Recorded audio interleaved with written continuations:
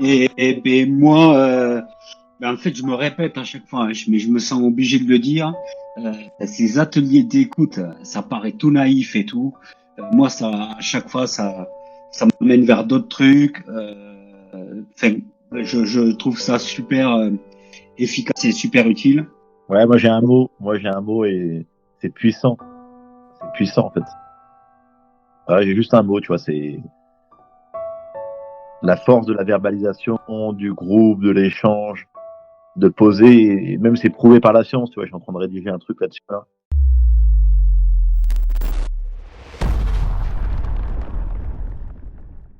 Salut, je m'appelle Mathieu, ancien militaire, et je voulais vous parler des ateliers que j'organise une fois sur deux, les ateliers d'écoute Phoenix. Et si tu regardes cette vidéo, c'est peut-être que toi aussi tu as vécu la pression, ou tu vis une certaine pression, tu as le poids du silence, et que tu as des colères, tu te sens pas forcément bien. J'ai créé ces ateliers pour ça. En fait, c'est un espace simple, sans jugement, sans conseil, juste pour parler, écouter et avancer ensemble. Donc du coup, pour donner une idée un peu de ce qui se passe dans ces ateliers-là, j'ai voulu en fait partager des extraits de ce qu'on peut vivre dans ces ateliers.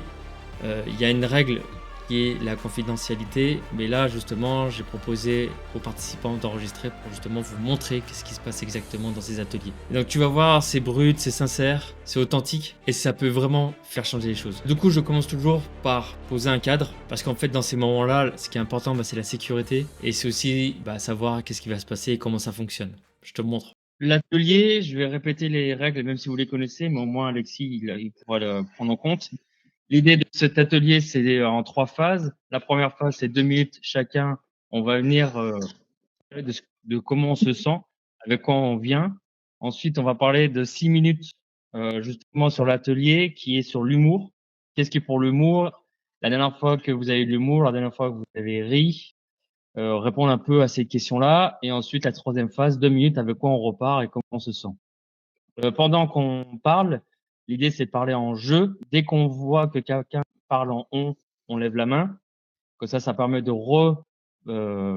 refaire sa phrase avec le jeu. On est libre de pas dire ou de dire. Tout ce qu'on est en train d'échanger, ce sera confidentiel. Mais là, on voit qu'il y a l'enregistrement, donc du coup, cette règle qui ne joue pas forcément.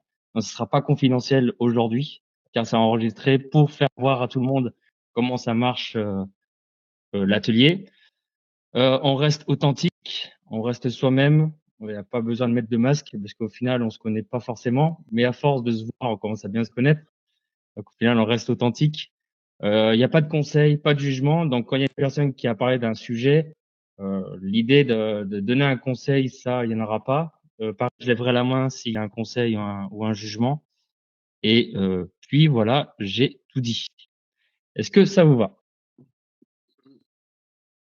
Du coup, on commence l'atelier et là, il y a Richie qui nous partage justement les problèmes qu'il rencontre au niveau de l'administratif. Comme quoi, il se retrouve seul dans le civil et donc du coup, il se rend compte que la transition milice-civil, c'est quand même compliqué. Et en fait, si tu regardes cette vidéo, peut-être que tu le vis aussi. Et il fait face à la fatigue, mais aussi à ses propres choix. Allez, bah merci Mathieu. Pour moi, avec quoi j'arrive aujourd'hui? J'arrive avec la tête un peu surchargée de beaucoup d'activités. Je me suis aperçu que j'étais reparti un peu dans mes travers de l'armée, c'est-à-dire faire beaucoup de choses en même temps et je crois encore que j'ai une équipe pour déléguer ce que j'ai à faire. Sauf que là, je perds que je suis tout seul en fait, que je bosse, que j'ai jamais autant bossé en fait de ma vie. Et je te rejoins quand tu parles du monde civil parce que là, je suis vraiment en train de découvrir le monde civil avec toute l'implication déjà administrative qu'il y a. Le fait qu'il faut prendre des décisions pour soi et ça c'est un peu un côté stressant. Bien sûr l'armée m'a pas oublié pour me stresser un peu j'ai reçu un petit troversé là, un léger troversé tu vois c'est 15 208 €. Tu vois j'avais jamais vu un troversé comme ça. Bon, j'avais mis heureusement l'argent de côté pendant 3 ans mais j'aime bien la façon dont c'est fait. Tu sais j'ai reçu mon bulletin de solde avec le récapitulatif, pas un bonjour, pas un merci, pas un comment ça va. On va te donner un échéancier et on va en discuter. non, voilà, vous devez tant. Donc ça se rajoute un petit peu en louche, tu vois. Et puis voilà, tout ça à gérer. Une course de bateau qui commence bientôt, là, les entraînements, c'est la semaine prochaine. Et puis le fait que je dois quitter aussi mon logement fin juin, là, parce que j'avais pris qu'une location voilà, pour 10 mois.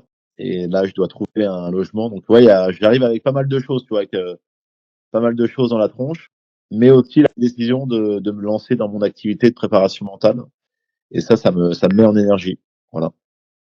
Et puis on a Ludo, lui, un ancien fort spécial. Il parle le corps ouvert, il est hospitalisé, il est en construction. Et du coup, ce qu'il dit, bah, c'est fort. Et je sais que ça peut parler à beaucoup d'entre nous. Bon, bah, les trois, vous me connaissez. Désolé, j'ai oublié ton prénom. Alexis. Alexis. Bon, bah, pour moi, toujours en SPT et hospitalisé, toujours en clinique. Donc, de bientôt 6 mois. Moi, j'ai eu la chance bah, d'avoir au tout début Richie, Mathieu, la Fondation Résilience et mon psychiatre, qui m'a permis d'être aujourd'hui le réel Ludovic, entre guillemets. Et moi, je pars de loin, hein, vraiment de très très loin. Donc, je suis un ancien du CPA 10. Pendant 20 ans, en fait, j'ai joué, je sais pas si tu as connu la série Le Caméléon, qu'on appelle Jarod. Donc voilà. Donc là-dessus, je peux t'expliquer je peux t'expliquer 24 métiers sans problème, avec 10 différentes façons d'avoir pu faire le mensonge. Donc c'est vrai que le jour où ça fait, bah, concrètement, tu te rends compte de beaucoup de choses. Puis j'ai été blessé en Afghanistan. Donc, forcément, le corps il relâche. Et puis bah donc pour moi, là depuis 15 jours, on n'a pas pu se voir parce que j'ai fait mon premier parcours avec la formation résilience. Donc sur mon parcours à moi, euh, très surprenant. Vraiment très surprenant parce qu'en fait, du jour au lendemain, je passe d'instructeur à Ludovic, quoi. Et là, croyez-moi, ça, c'était pas la même du tout, du tout, du tout, du tout. C'est la voix qui tremble, on sait plus trop comment on va parler. On n'a plus cette façon, cette rigueur, cette posture d'instructeur ou de militaire entre guillemets. Donc compliqué. J'avoue, c'était assez compliqué. Mais on va dire que là, concrètement, les 15 jours sont plus positifs parce qu'en plus de ça, j'adore à l'extérieur. Non. Ok. Donc, ça y est, c'est parti. Enfin, je dis non parce que du coup, j'accompagne Ludo et du coup, c'est des choses que je savais pas encore. Et puis du coup, l'atelier était sur le thème de l'humour. Et on peut voir qu'il y a différents types d'humour. Et là, on parle de l'humour qui sauve. Il y a celui qui se cache aussi. Il y a celui qui fait du bien. Et du coup, j'en parle dans cet atelier. Du coup, on part sur 6 minutes. 6 minutes. Voilà, la question sur l'humour. Qu'est-ce qui pour vous l'humour? J'avais dit quoi comme question aussi? C'était quand la dernière fois que vous avez ri vraiment? Qu'est-ce que l'humour représente pour vous? Est-ce important dans votre vie? Y a-t-il des moments où vous sentez que vous perdez votre sens de l'humour? Ou est-ce que vous arrivez encore à rire aujourd'hui? Pour de vrai. Ok, l'humour. Moi, je sais que c'est quelque chose qui m'a énormément aidé, qui m'aide encore aujourd'hui. Et puis des fois aussi que ça m'a pas forcément aidé parce que t'es pas considéré, t'es pas considéré sérieux par moment à force de faire de l'humour. Mais moi, je sais que c'est quelque chose que quand je suis stressé, quand je suis pas bien, j'ai tendance à dire des conneries et puis à faire de l'humour. Et c'est quelque chose qui m'a permis en fait de déstresser. Et du coup, ce thème-là me parle beaucoup. Euh, et là où je me suis rendu compte que l'humour m'aidait à déstresser, c'est quand je suis arrivé à la fondation. Toi, tu passes 3 ans isolé, euh, addict à l'alcool, tu sais pas où tu vas, tu fais de la merde, tu t'écoutes plus, l'autodestruction, tu fais du sport à extrême et puis après tu vas te mettre des caisses, le truc rien, pas du tout cohérent quoi. Et t'arrives à la fondation et toi il y avait une sorte de stress et là c'est parti, conneries, on charrie. Et là je me suis rendu compte qu'en fait que quand je suis entouré de monde, j'ai tendance à avoir de l'humour et de taquiner tout ça, mais en fait c'est du stress Et quand on faisait les stages et tout ça, plus il y avait du stress et plus je disais des conneries pour soulager, quoi. Du coup, ouais, le thème de l'humour, c'est quelque chose qu'on m'a souvent dit, ouais, tu as de l'humour, mais derrière, mes chefs me considéraient pas au sérieux par rapport à ça, quoi. Et donc du coup, j'ai une posture à revoir. Il y a toute une identité derrière que je dois remettre en question depuis un moment parce que je me suis fait coacher aussi. Et là, cette semaine, je me suis pris une gifle quand même parce qu'au final, pour avoir une posture, c'est leadership et tout ça, bah, l'humour, oui, mais pas trop, quoi. Donc, faut arriver à trouver une harmonie entre les deux. Et du coup, tu m'enlèves quand même une partie que je kiffais, quoi. Donc, du coup, il y a ce travail-là qui est intéressant. Euh, mais au final, ça fait tellement du bien de rire. Moi, je sais que mes enfants, ils ont de l'humour. Ma grande, elle a beaucoup d'humour. Et ça fait énormément du bien. Moi, je sais que ça, tu m'enlèves ça, je meurs, quoi. Je ressens sans l'humour. Et c'est vrai que quand j'ai arrêté l'armée, j'avais un faux humour, toi, je faisais semblant de rire, le rire un peu, tu fais semblant, et au final et je crois que même avant, tiens, rien qu'en discutant, même avant, après l'Afga, c'était faux en fait. Tu, C'était pas un vrai rire, c'était pas une vraie sensation de bien-être, toi. Tu rigolais mais sans vraiment prêter attention, quoi. Ça c'est marrant quand en discutant, ouais, je me rends compte que bah, c'est vrai que t'avais plus de plaisir. J'avais plus de plaisir quand ma fille elle est née, zéro émotion, rien du tout. Et donc du coup c'était que du paraître. Et je l'ai peut-être retrouvé il y a pas longtemps, cet humour et cette envie de rire vraiment, toi, une sensation de putain là j'ai bien rigolé, quoi. Il faut rire aussi. C'est vrai que le dernier fou rire que j'ai eu c'était avec mes enfants parce qu'ils disent des fois des conneries et ils sont vraiment à l'ouest des fois les enfants. Ouais, c'est un truc de fou. Moi, ça, ils sont vraiment hors jeu des fois. Et ça fait rire, toi. Et heureusement qu'ils sont là parce que c'est eux au final, ouais, je crois que c'est eux qui m'ont fait plus rire, en fait. Les derniers fous rires, c'est eux, hein, avec leurs conneries. Heureusement qu'ils sont là, en fait, hein. Et c'est vrai qu'après, moi, j'ai vu que je dis beaucoup de bêtises, eux, ils imitent, hein. Et au final, ils sont bien marrants. Et heureusement qu'ils sont là pour me faire pleurer de rire, des fois. Même si des fois, ils font des conneries. Des fois, tu te dis, mais comment ils font pour faire ça? Mais bon, petit rappel quand même, toi aussi, t'as été jeune. Toi aussi, t'en as fait des conneries. Donc voilà sur ça. Euh, et je pense aussi que de faire rire les gens aussi, euh, ça fait du bien, je trouve. Le fait de trouver la petite blague qui va bien. Toi hier, je suis parti au resto, j'ai retrouvé mon binôme. Euh, il est pas bien en ce moment et le fait d'avoir sorti deux trois conneries du passé, franchement, ça fait vraiment du bien. Et puis tu le vois qu'il change d'attitude, toi. Tu lui sors des trucs, lui il te sort des histoires, mais de fou, quoi. Et je me rends compte que quand on était militaire, on était cons, quand même. Putain. En termes de conneries, on était pas mal, quand même. Euh, et je pense que personne ne nous croirait si on devait le raconter à des civils ou, même, on pourrait même pas faire de film tellement que ce serait absurde. Et donc, du coup, ça fait vraiment du bien parce que ça s'enchaîne. Tu te dis une connerie, tu te rappelles de la dernière fois que t'as sauté dans les poubelles, on était complètement bourrés, là, là. Et toi, et ça fait du bien, en fait, de se parler du passé, mais que du passé dans les bons moments, les bons, ouais, les belles histoires, au final.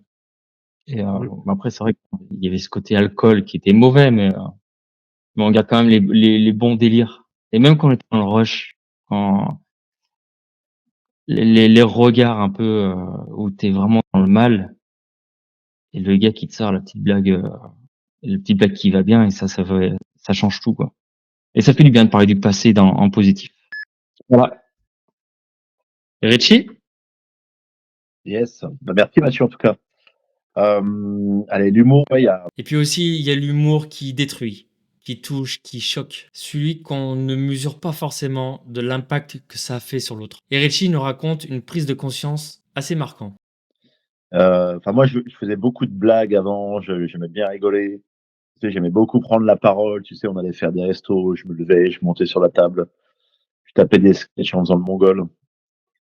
Et après l'Afghan, je me suis aperçu que j'avais gardé un peu cette énergie d'humour, mais j'avais basculé en humour cynique ou cynisme, euh, où je faisais de l'humour, vraiment de l'humour noir, euh, qui était très tourné vers de la franchise, tu vois.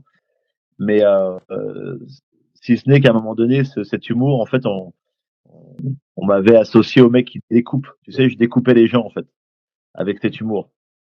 Euh, je te donne un exemple, tu vois, le mec qui vient à l'ordinaire et qui est adjudant-chef, qui a pris un peu de poids, et moi, j'aimais bien, en disant, putain, t'as le dernier au Cooper, premier ordinaire, tu vois. Tu veux, je te prête mon ceinturon parce que dans peu de temps, tu vas en avoir besoin d'un deuxième, tu vois. Bah, c'est les mêmes méchants. Hein. Et, et en fait, tu vois, ça fait rire, moi, ça me faisait marrer et ça faisait rire mes potes.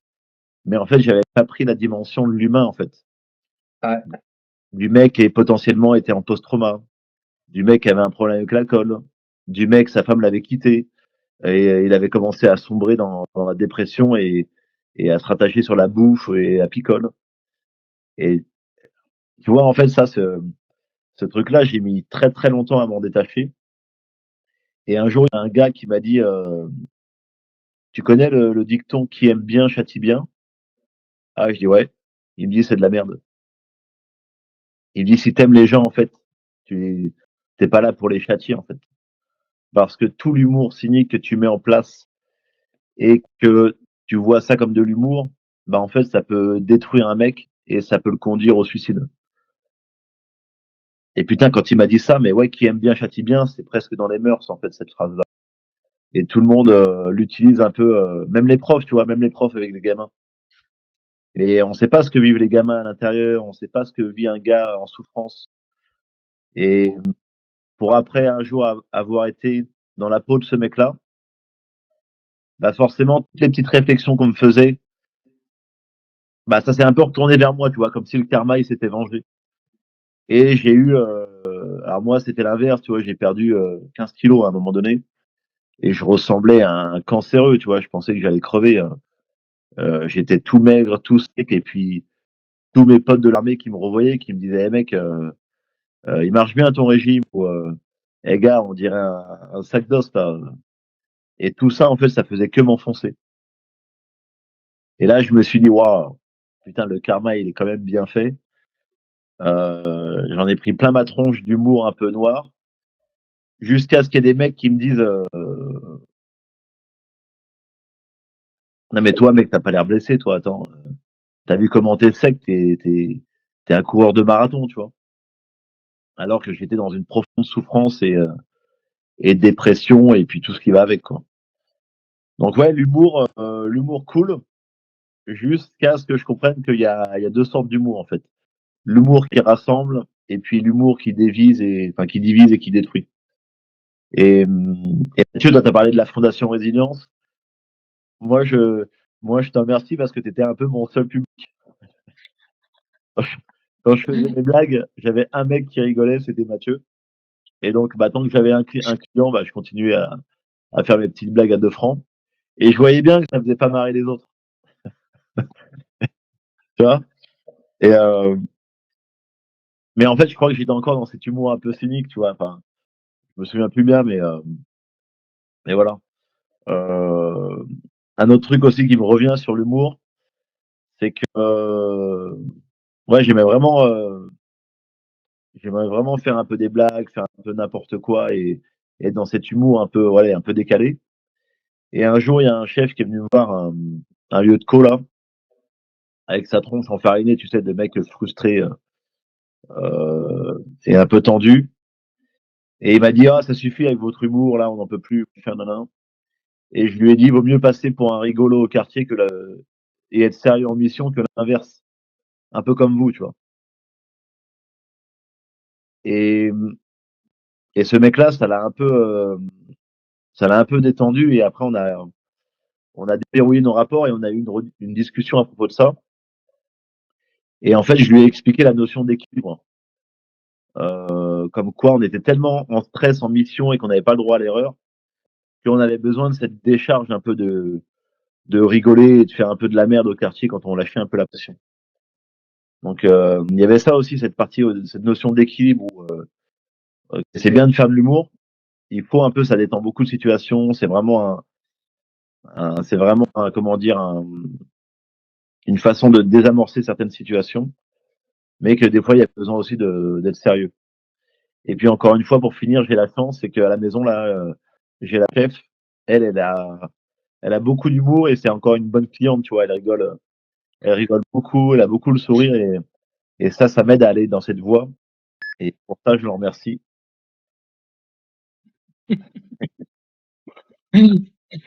Ça, c'est beau, ça. Voilà. Merci Richie. Allez, merci à vous.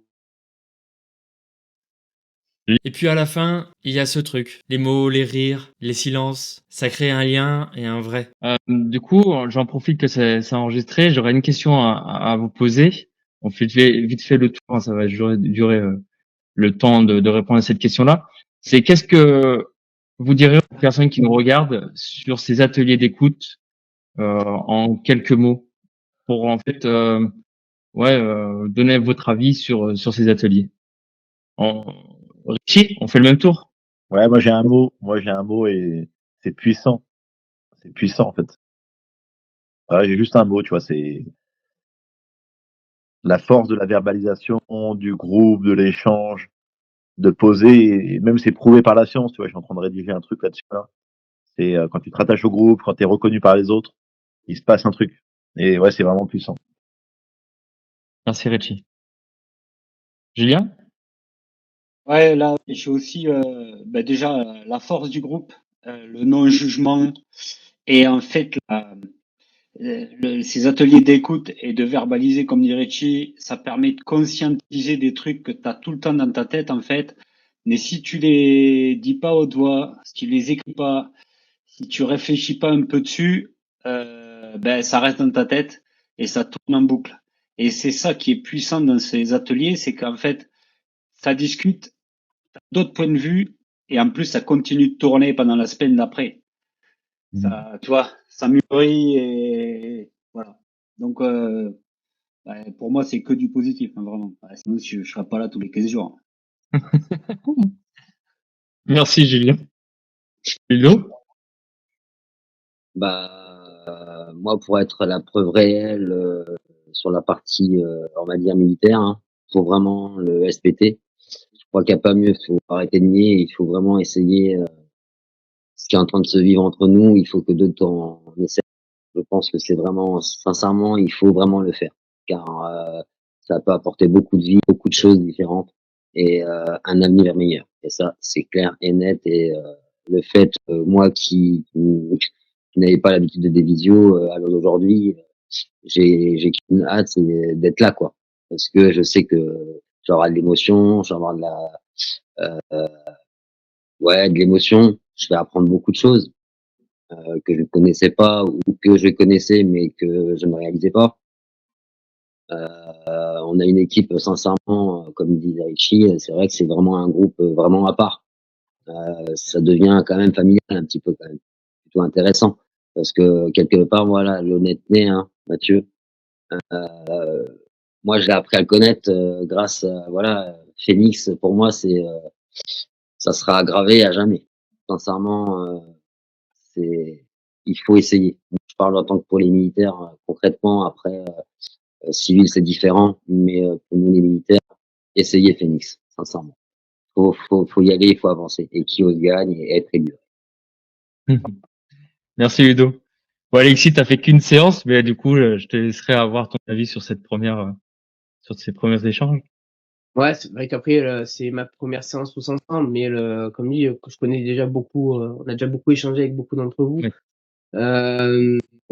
Moi, je pense que ces séances sont, comme je l'ai dit, hein, quand j'ai clôturé tout à l'heure, bienveillance, reconnaissance et surtout positivité. Voilà, on finit. J'étais dans un mood plutôt très moyen quand j'ai pris le portable. Là, je finis. Ben, j'ai la patate. J'ai la patate. J'ai envie d'avancer. Bon, petit truc rigolo. J'ai fini ma TDF. Elle est emballée, elle est prête pour partir mercredi. Mais voilà, derrière, après, il y a ça. C'est super déstressant, c'est top. Et franchement, que ce soit, comme disait Ludo, que ce soit militaire ou civil qui ont connu des événements traumatiques, je pense qu'il faut en passer par la parole, il faut en passer par un groupe qui va nous apporter et qui nous permet d'évoluer. Et chacun a une vision du monde qui est différente, et le fait de pouvoir la partager dans la bienveillance et le respect de chacun, c'est vraiment une plus-value. C'est exactement ça, la bienveillance. Merci beaucoup, Alexis. Merci à tous d'avoir partagé vos avis, en espérant que qu'il y ait ce petit déclic et que peut-être ça va faire avancer les Juste un dernier truc, ça peut pas rentrer dans l'enregistrement là. Alexis, sur ta TDF, tu dois faire t'as des cotes à respecter, t'as des plis à faire ou pas? Non, celle-là pas sur celle-là. Et moi Les soirées pourries que j'ai passé à faire ça là. Mais non, c'est les paras. C'est les paras, ça. Ça, c'est les paras. Avec le paquet de cigarettes. Avec... Oh là là, laisse tomber. Les trois. Ça, c'est pas Guyane. Et les trois comme ça. Il y avait un truc, il fallait les passer à l'amidon, comme ça tu les gardais à la machine à laver. Oh là là, les nuits. Moi, c'est ma mère qui les faisait. Mon père était militaire, c'était facile. Donc voilà, c'était des courts extraits qui, je pense, peut t'intéresser. Et si tu veux tester les ateliers d'écoute, juste venir, tu peux éteindre ton micro, ta caméra, juste observer ce qui se passe, bah, tu peux nous rejoindre. Il suffit de nous rejoindre sur le groupe L'éveil des vétérans, un groupe WhatsApp où justement je mets le lien de la connexion pour venir sur ces ateliers. On se retrouve tous les 15 jours et tu seras toujours la bienvenue. La porte est grande ouverte pour les vétérans, anciens militaires. Et de toute façon, t'as pas besoin d'avoir les bons mots, t'as pas besoin d'être une autre personne. Juste d'être là, c'est déjà énorme. Merci d'avoir regardé. Si tu as aimé cette vidéo, mets un pouce en avant. Et comme Ludo l'a dit, qui ose gagne, surtout lâche rien.